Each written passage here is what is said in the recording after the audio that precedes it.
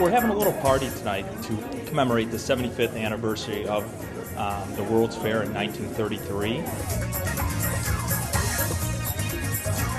We're kind of bringing together political activists, small business activists. We're going to have a guest speaker, Bill Rancic will be here. Just kind of spread the word of what we're doing, do a little meet and greet, and just have some fun.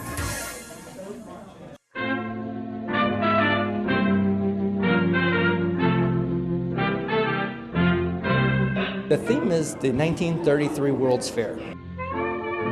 Back then, one of the things that Chicago wanted to do is it wanted to show small local businesses. That's exactly what we're trying to do. We're trying to show that, small businesses, local businesses are the best businesses in your area, and we're really getting away from that. We need to get back into that to where we go down, promote local businesses.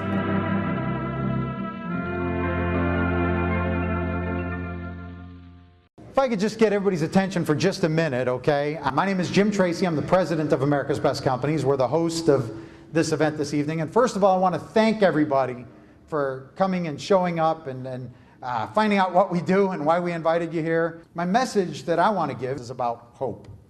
The theme of tonight was kind of to honor the 75th anniversary of the 1933 World's Fair in Chicago. The country needed hope. We'd just come out of Prohibition in 1932.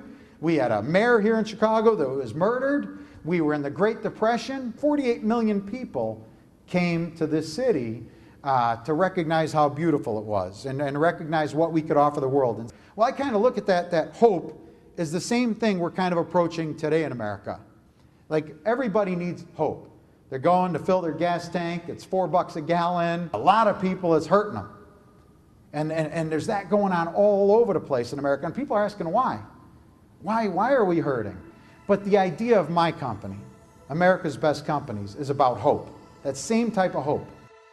What our goal at America's Best Companies is to get consumers and small business owners both on the same page, where the small business owner provides the needs of the local consumer and the local consumer goes to visit that small business owner. But we can't do it all by ourselves. It's going to take government, it's going to take organizations, it's going to take us, it's going to take business owners, and it's going to take consumers to get this done. What I'm trying to do is promote the same idea that we had in 1933 of hope. And that hope needs to be instilled in our young people, that hope needs to be instilled in our leaders, that hope needs to be talked about, that optimism. That's what I want to do, that's what I want our company to do.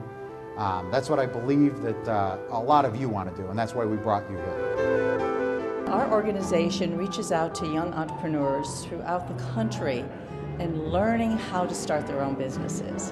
This is a great opportunity to see the business community and meet people who are interested in helping young people be successful. Well, I think it's a great concept. I like the idea of reduced insurance costs, sharing ad space, development of websites, a lot of good creative ideas, and certainly ideas that would be beneficial to small business persons.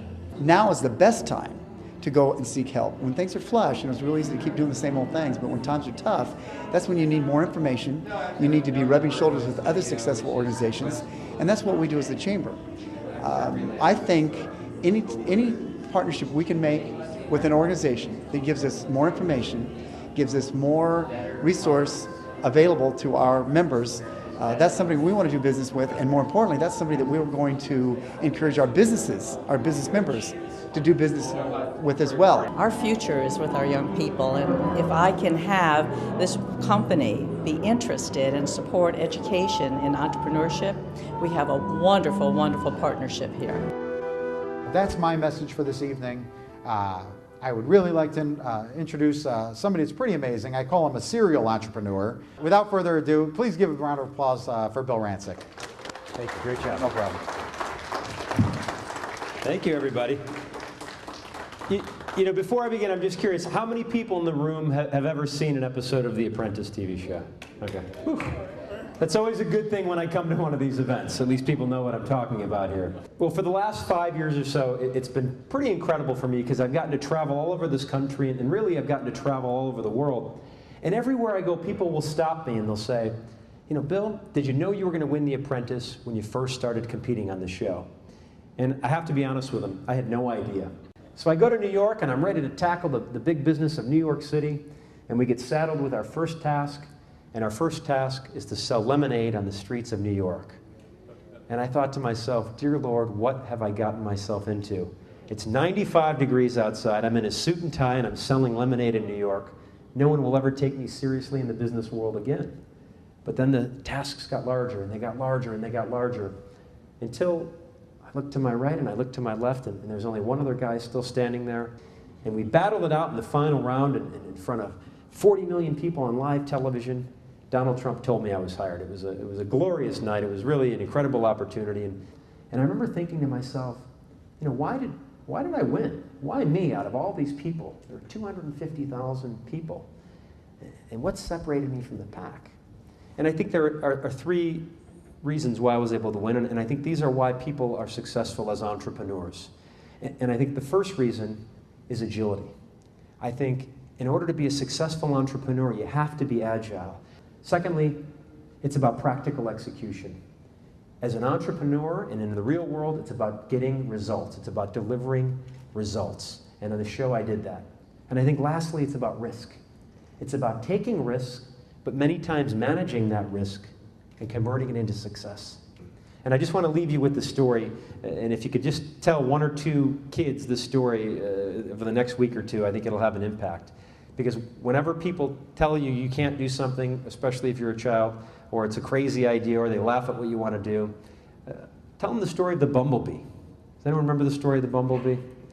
You see, the bumblebee, by all reasonable laws of physics, was never meant to fly. You see, its wing-to-weight ratio should prohibit it from ever getting liftoff from the ground. But no one ever told the bee that, and the bee flies. So be the bee. Tell the kids to be the bee. We arm them with the right tools, and they will be successful. I want to thank you, folks. Have a great evening. Rancic's speech was great. It certainly was inspiring, and I really enjoyed it. You get it? I love Bill and the way that he is a serial entrepreneur. He really understands opportunity recognition and then how to take a risk in making his dream come true. If I can get all of my students to feel that, we'll all be very successful. One thing I know about America's Best Companies is that they're advocates of the small business owner, which I think is very important. I think the small business owner is a dying breed. It's what made our country great. If you look at America and why America's been so successful, it's because of that small business owner, and I think that's something we need to nurture and make sure that it never goes away. I think they've got a great mission. As an entrepreneur, we need all the help we can get. Bottom line, the more tools you can arm yourself, the better off you're going to be, and the less mistakes you'll make. And I think if you can arm yourself with the right tools and have the right contacts, that's half the battle.